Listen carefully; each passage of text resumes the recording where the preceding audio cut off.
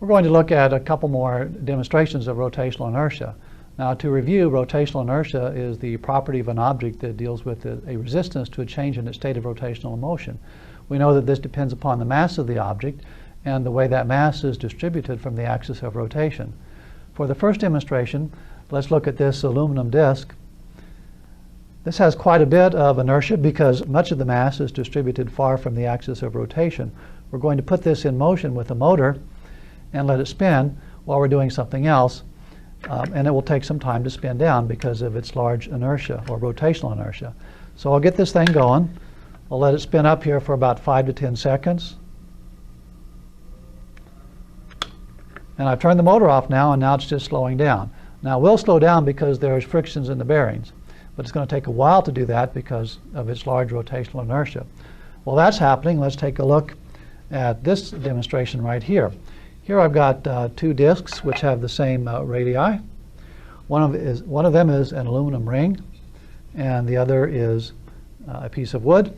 Now, if these have the same mass, they have the same inertia, but they don't have the same rotational inertia because that mass is distributed in a different way.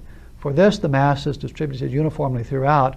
For the ring, the mass is all distributed far from where the axis of rotation will be, which is going to be right through the center.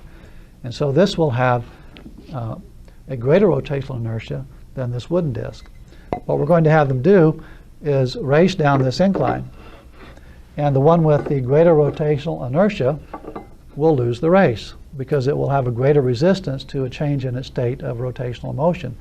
Now, right now, the state of rotational motion of both objects is 0. They're not rotating. Once I remove the piece of wood, one of them is going to rotate more quickly.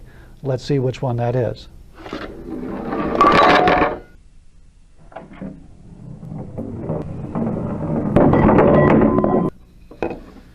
So the wooden disc rotated more quickly and won the race down the incline. That makes sense because we said that the metal ring had greater rotational inertia, so there's a greater resistance to a change in its state of motion.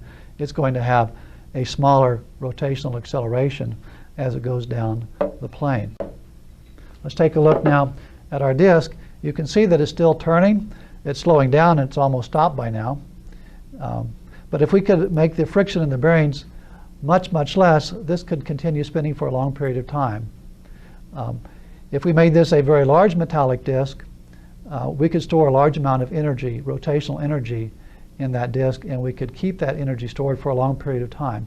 Such devices are called flywheels, and they are used exactly for that purpose, for energy storage.